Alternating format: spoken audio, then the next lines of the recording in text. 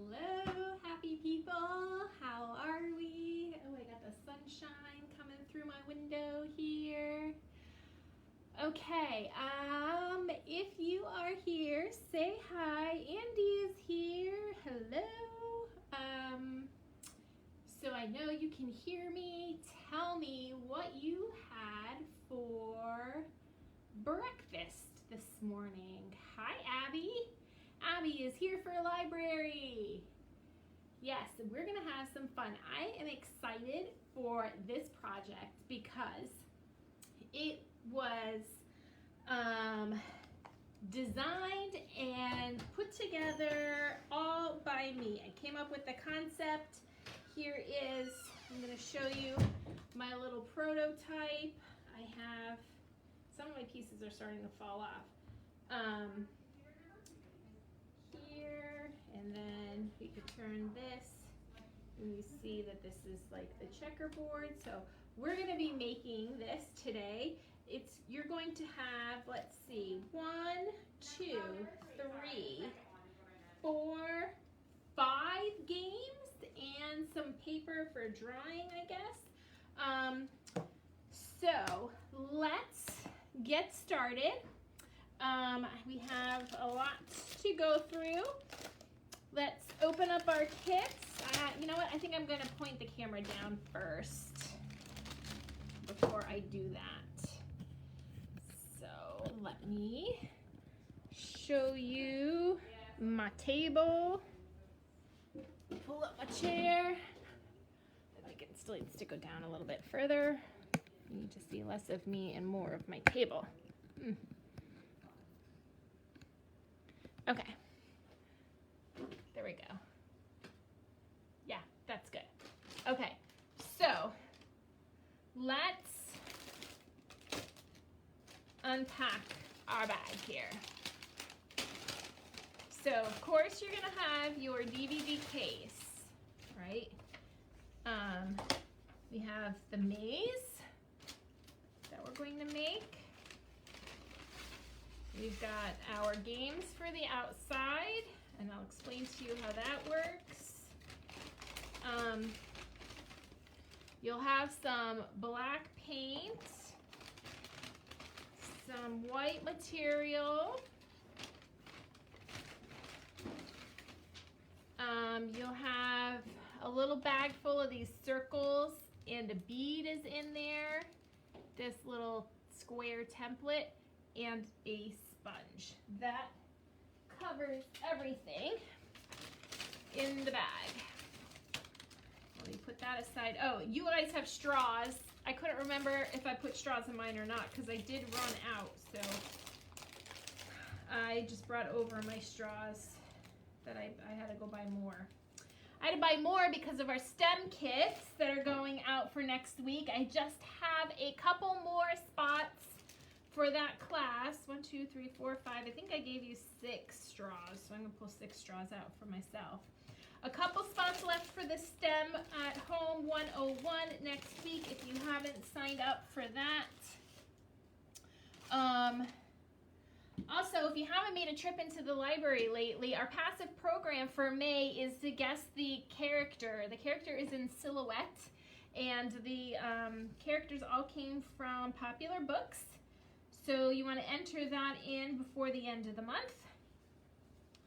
Okay, so first, let's start with the cover, okay? So here are, mine is backwards to you, I know, I'm sorry.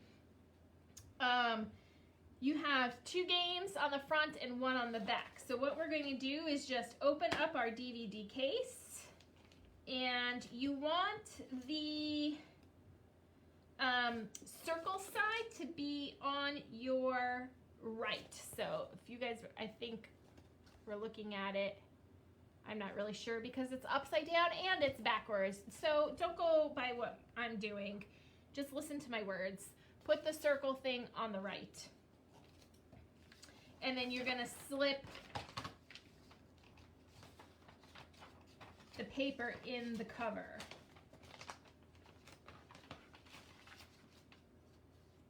Just like that. so that the tic-tac-toe and the hangman is on the cover, and then when you open it, the flat part is on the left, the circle is on the right. Okay, so all you need to provide for this then is a dry erase marker, and they're really easy to find. You can get them at Walmart, and that's what you use for the outside of this. You write on the plastic, you can play tic-tac-toe. Over here, the 1 and the 2, that's player 1 and player 2, you kind of just put a check mark off when one of you wins. You decide who's player 1, who's player 2, play a round of tic-tac-toe. If you're player 1 and you win, you put a check mark.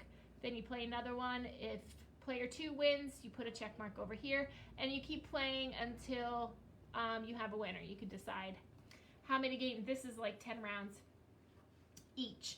And then hangman. So if you've never played hangman before, you put dashes on the bottom based on the word, or if it's a phrase, it's kind of like Wheel of Fortune, what that you want your other play partner to guess. So maybe say it's going to be West Pittston Library. So I would put 4 dashes for West, for however many dashes for Pittston, and for library. And then they'll say, okay, is there an A? And you would either fill in if there's an A. If there's not, you cross it off and you put the hangman's head. You do head, body, 2 arms, and 2 legs. Once you complete that, then the game is over and the person lost if they didn't guess the word or phrase before the complete body is formed. And then on the back is dots. If you've never played this before, this is played with 2 people. You each take turns connecting dots with lines anywhere you want. But when you complete a square, when the line that you draw is the last line to close the square, you put your initial in the middle of the square. And then you do that until the whole sheet is full, and then you count up how many of each initial to find the winner. But what goes on the inside is going to be our maze and our checkerboard. So here's how we do the maze. We're going to start with that. This gets inserted underneath the tabs, and it should fit. I was cutting them on the paper cutter, so maybe it's a little big. Yeah, it just needs to be trimmed a little bit. Let me grab my scissors here. I'll grab my glue stick while I'm at it. Oh, you know what? It's been a while. Let me grab these too. I could tell you about our Rad Repeat Reader and our Perpetual Program participant. Every time you attend a program like this, put a sticker on, fill the row, come in, get a prize. Every time you read a book, 1 chapter book, or 3 picture books for the little kids, put a sticker on, fill the row, come in, get a prize. When you fill it, you can give it back to me, and I will give you a new one. Okay, so I'm going to trim a little bit of paper off of the edge of both sides, on the outside and then on the inside. On the inside, haha.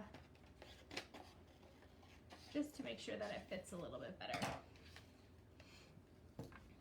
So that when you slide this under these clips, there we go. So you want it to fit right inside that space, just like that. And then what you do is you take your straws, you cut them to length, and you glue them on to your maze, like this here. I had 2 pieces fall off. The glue stick does work. It does stick. However, if you happen to have a stronger glue at home, or they start to fall off and you want to replace it with hot glue, you might want to do that. But I made this a while ago, and they only fell off because I was a little rough with it. So you can see what I started to do. I'm covering up the lines with the straws. And I used the bendy parts kind of in my favor to go around corners. So let's do a couple pieces together so we can see how that goes. So I've got my glue stick. I don't know, it looks a little dried out. I'm going to take my first straw, and when I bend it, I see that it makes a really long piece right there. I want to use that to my advantage.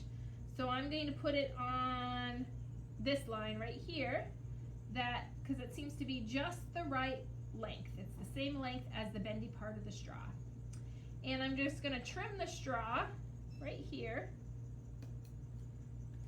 because that's the end of the line on the maze. So you can see how that piece is going to fit right there, just like that. And I'm just going to go ahead and throw some glue down on the paper and stick. Yeah, this is a really gross glue.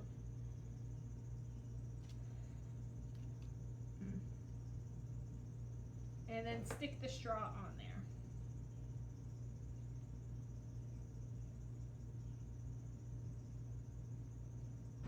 Just like that. And then I have this piece. I'm going to try and do as much as I can without cutting it. This looks like it's going to fit right there. So I'm going to stick it on this side. And I can't get the glue in there all that well. It's too close to the edge of the DVD case. So I'm going to take it out just so I could get some glue on there. And so it's kind of a little bit like a puzzle just to make the maze. You know, because you want to try and get your straws to fit. And, you know, if you need more straws, you can find them at the dollar store, you can find them at the grocery store, you can find them at Walmart. You could ask me and I will give you some more. Let's see, where else can I do a big turn? Well, I could do right here.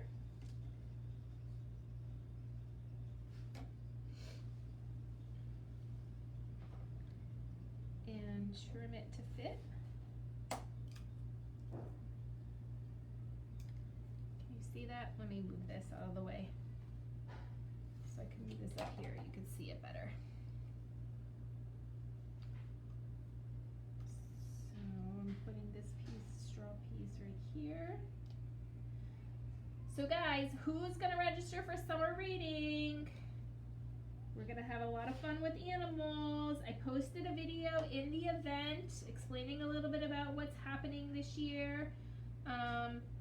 It's kind of like the speech that I would give to the kids in the classroom. I would visit every single classroom in all the schools in our district. And then I will post another video as we get closer to registration, probably the end of next week. Explaining a little bit more in detail about the packet that you will receive when you register and exactly how it all works. All right, I'm going to put this one here because I only have a little bit to cut off.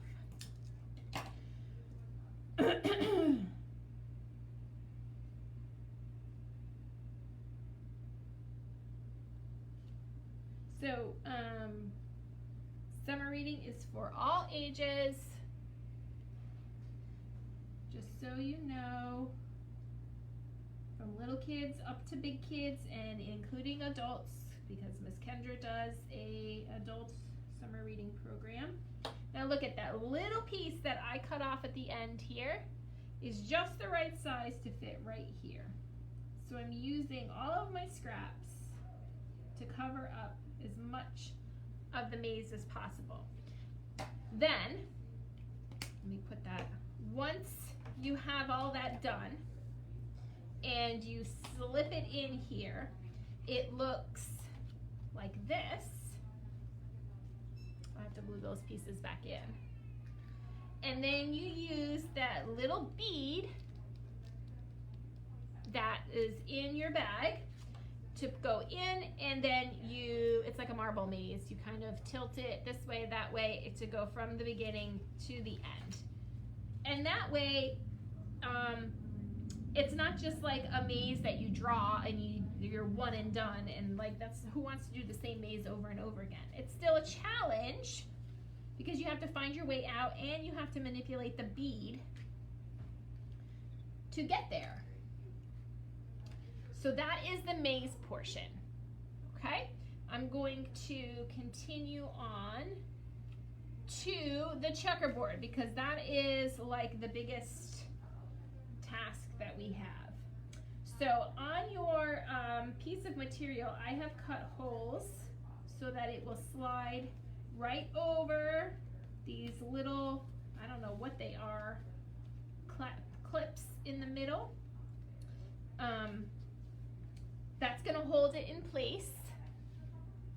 And I would, if you have a paintbrush, I would recommend using a paintbrush. I think like this will work just fine to paint with.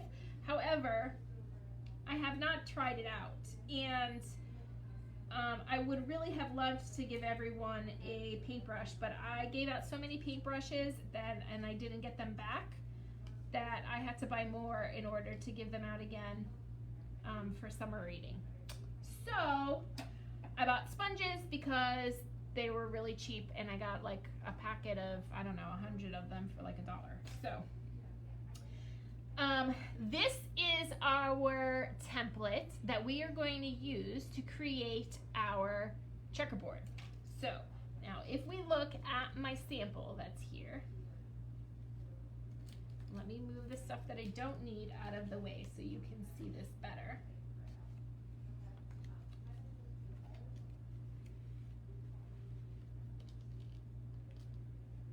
Make sure that's on camera. Okay, so here was my old template from my prototype. And all I did was, you have to remove the maze out of there so that it lays flat just while we're making it. You can probably play checkers on this with the maze still there. But in order to make this, you want to remove the maze. So you can see how I use this to create the squares here, and then I went like this, up and down to create them. So that's what we're going to do. You're going to start closest to you. So this is the bottom for me. It looks like the top for you, but you're going to work at the bottom. And you're going to place your template directly against the edge of the DVD case and directly up against the lip that's there. So you can feel it. Here, let me show you. This like seam right here where the spine bends is where you want your template to be up against. Oh, I just bent my template in my hand. That's all right. It'll still work. All right, so you want the square to be on top, and where you're holding it is going to be at the bottom. So right up against the spine where it bends, and right up against this edge of this DVD case. And we're just going to fill in those squares with the paint. And it does not need to be perfect. You do not want to try and go over the edge of the template. Just make sure that you get all along the edge of the square. It does not need to be filled in completely black. If you look at my sample here, I have a lot of like gray, you know, fuzzy ones. This one was like really black. I got a lot of paint stuck in like that one center, but then these are kind of like I didn't have it completely saturated. And that's okay, because you're still going to be able to tell that that is the black square when you play checkers. Okay, so then I have those two squares. Now, this is where it gets a little tricky, so let me try and explain this to you the best that I can. On this finished one, you see how this is like the first row that we just did. the next row, the black boxes, the corners touch for the previous row, right? They are right in line with the previous row so that they're diagonal from each other. So you'll notice on the template, there is this white border that goes around the squares that we paint. We have to remember that that's there, and we cannot line the edge of this template with the edge of the square that we just painted, because then there will be, where that white border is, there will be a gap between our black squares. The corners will no longer touch. So you have to kind of overlap the squares that you just painted with the template. Now I'm going to hold this closer so that you can get a better look. So first of all, when we painted here, we're now moving over to the next row, but we have to move down, right? Because we want it to stagger. You're going to overlap this white border that's on your template, overlap it a little bit on the black squares that we just painted. So see how I have like the black squares covered up a little bit. So that way, when I paint these two squares in black, this corner is going to line up with the corner of this square, and the same with this corner is going to line up with this square, and this corner will line up with this square. The corners will then be touching. You don't want it to be out here like this. You have to slide it in a little bit. I hope that makes sense. Let me know if you have any questions in the comments. So I'm going to place it there, and then I'm going to start painting. And the sponge that you have might actually get it done a little bit faster. You just have to be careful that you don't get the edge of the sponge going off of your template.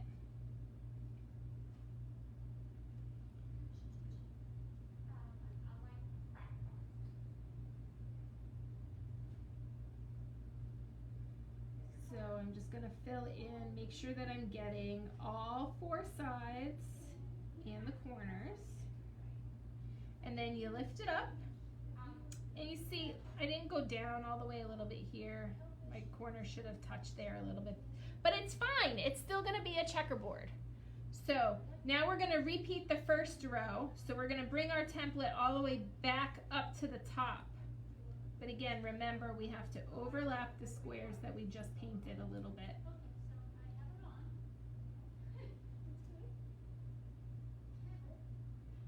Everyone understanding? Anyone have any questions?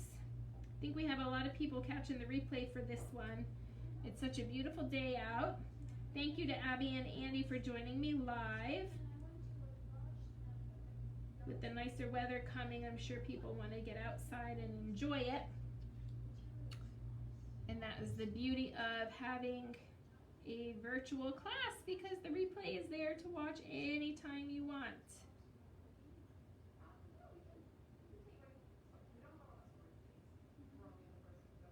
But I will say hi to everybody else.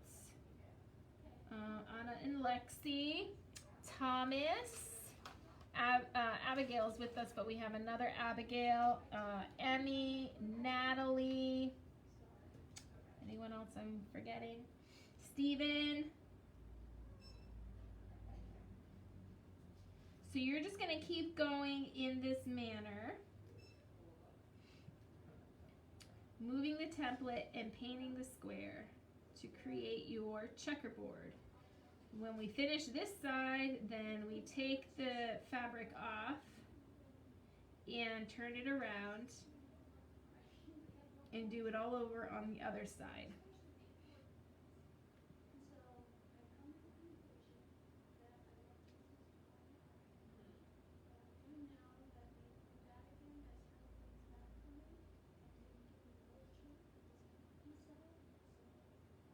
How's everybody doing? Okay?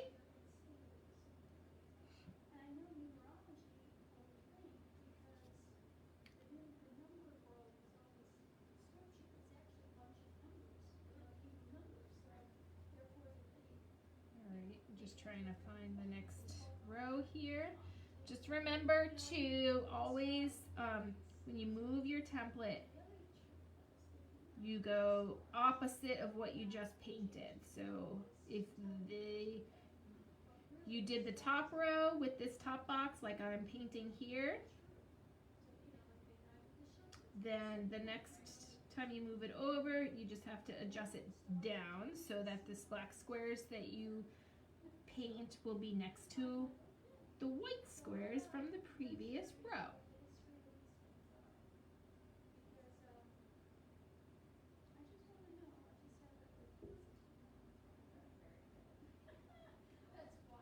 See, so I'm up here, and then I'm going to move it down to over here.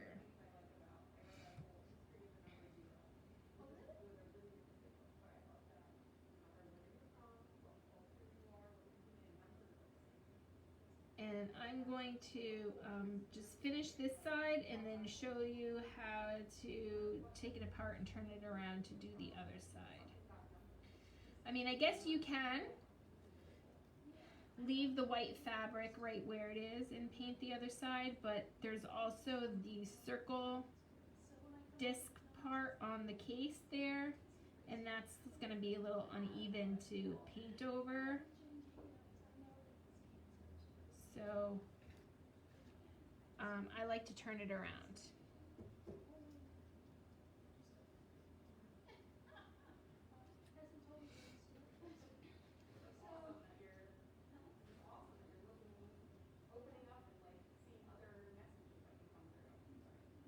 Oops, my template moved.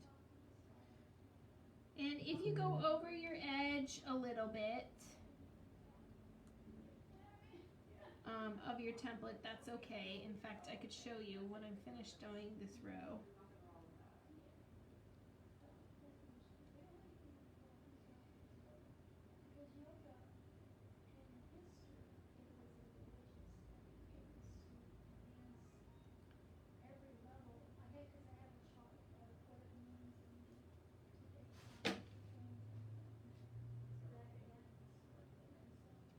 This paint, I know, is like really watery, so you really only need to like dip it in a little bit, I think, and rub it in.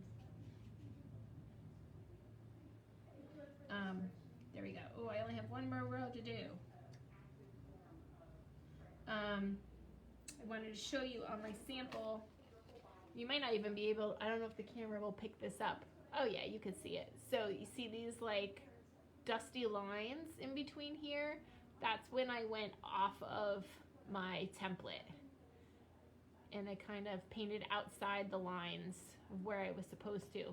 But is that going to interfere with you playing checkers? Are you going to get confused as to what space you're supposed to be on when you play checkers? Absolutely not. And it adds to the homemade flavor. I actually like it. Oh my goodness. That's the school calling me. I have to silence that. Alright, so I've got one more row to do, and then if you're not finished, don't worry. You could just watch me on how we begin to do the other side.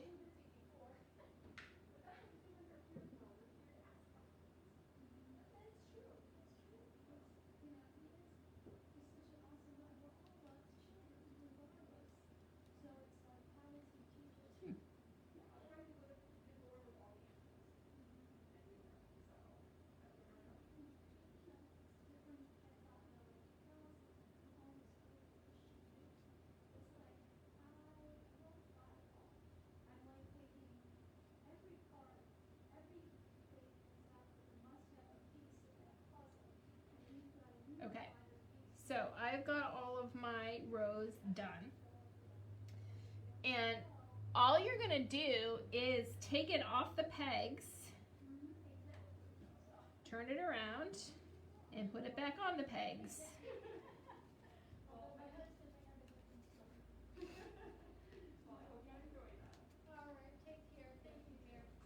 And you're going to do the exact same thing, starting at the bottom or starting at the side that's closest to you.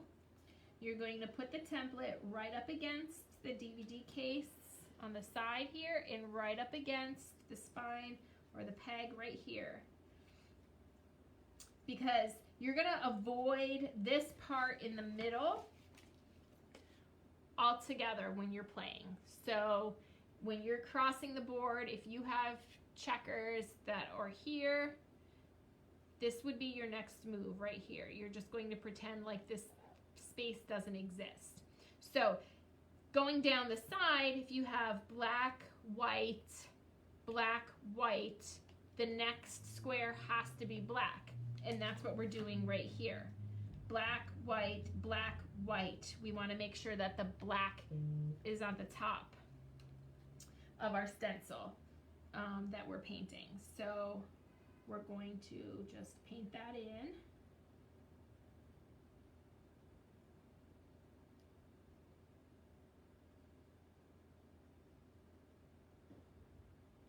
So I had seen like on Pinterest a lot of ideas on how to reuse DVD cases for like travel art packs. They could hold pencils and papers, and I was like, there's gotta be something better. And I did see one that was just a checkerboard, and it was done with Velcro or felt, I think, and buttons were the checkers. And so they stuck really good to the felt or the Velcro, because they had Velcro on the bottoms of them. And then they even had like a strip of Velcro at the end here where you can line up all the checkers when you weren't using them. So that's what started me thinking about this idea. And then it was, how do I do this in bulk? What can I buy that's less expensive than Velcro? How do we get the different color squares on the board? I see a lot of people like sewing their own. I thought about weaving. You know, we have one color and then give you like strips of felt that you would then weave over under to create the checkerboard. But that was going to make it a little bulky, I think, and may not have like closed so easily, especially with the maze being underneath the checkerboard at the same time. So it was like trial and error, and then, you know, what else? How many more games can I pack into this idea at one time?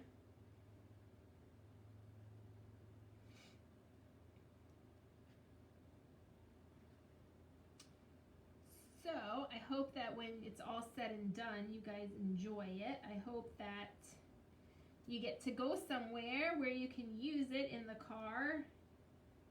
If not, you know, when you're going to a family member's house or a friend's house, it's really easy to just pick up this case and go with 5 games included. And I think I maybe did give you some paper too to stick in the back if you wanted to draw or color. There was a place to hold paper too.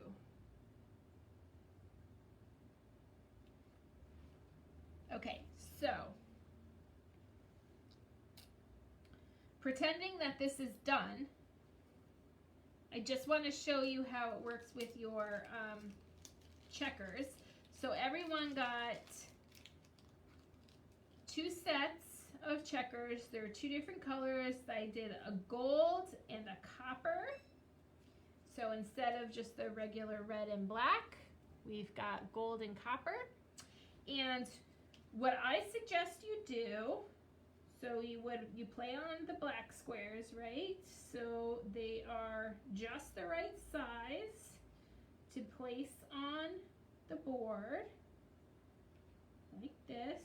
You should have enough to do 3 rows, I thought. Oh, maybe not. Oh no, here we go. I just had 2 stuck together. Okay. What I suggest you do is turn them all over and write with like a marker. I mean, you can make it real fancy if you want to color them. You can do that. I was going to say just put a K on them for king, so that way well, when you're playing and you know, work your way all the way across to this side and you become a king, you can turn it over and it will say king. Now, the only thing you have to remember to do is to make each set different. You don't want to make the kings on the back the same on the copper as on the gold, because then it's going to be too hard to tell whose king is who. So even if you just want to use two different color markers, you know, like a red and a blue, one set has the red K, the other set has the blue K, or if you want to color the back of them, just make them all one color for one set and then all another color for another set. And then you'll be able to tell them apart when you're playing. So here's like my prototype paper. This was just like a scrap piece of paper. So when you put it all together to play, or to take it somewhere, you keep this bag. You're gonna keep your bead in there, and you're gonna keep your checkers in there.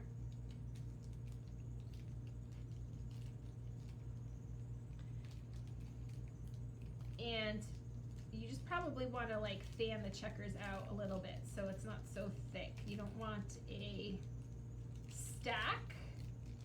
Probably want more like a row. Let's see, just spread them out. That's not going to cooperate right now. There we go. Like side by side like that, because that'll make it flatter. And that's going to go in the circle space in the disc. Then if you have any papers, I gave you some, that's going to go right on top there. And then you open that up, and there's your checkerboard. Your maze goes on this side, so I will just stick in my prototype, for instance, because it's got more glued onto it and it's dry. And that flips right over. You could even slip your fabric underneath the clips if you want it to hold in place. Also, I think like you would be able, I don't know if your dry erase marker is gonna clip in there very well, but I do have a pencil. Say it's a pencil that you wanted to use for the paper that you have stuck in there. I could snip the pencil in here.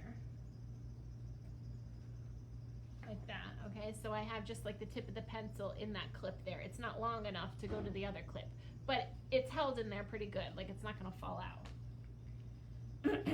Okay, and then it should close. My scrap paper was a little too big, so that's getting in the way, but there you go. It closes, and you've got everything inside. Like I said, the only thing that you would need is a dry erase marker, and you could try to snap it into the clips in the middle there. Otherwise, you could just put a pencil for drawing on your paper. And then you have your tic-tac-toe, your hangman, your dots. You've got your checkers that you can play, your paper that you could draw on, and your marble maze underneath. And that's it.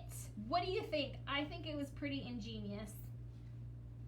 Let me turn the camera back up because we're just about through. I'm sure you guys can finish painting and gluing all by yourself. You don't need me to walk you through that. Maybe I should patent it, huh? Buy the rights. Start selling them. Make millions. Anyway. I hope you have a good time with your checkers. Please let me know how it comes out. Let me know if you have any questions or issues, and I will be happy to walk you through it. Other than that, get outside and enjoy the sunshine. I'll see you again soon. Bye!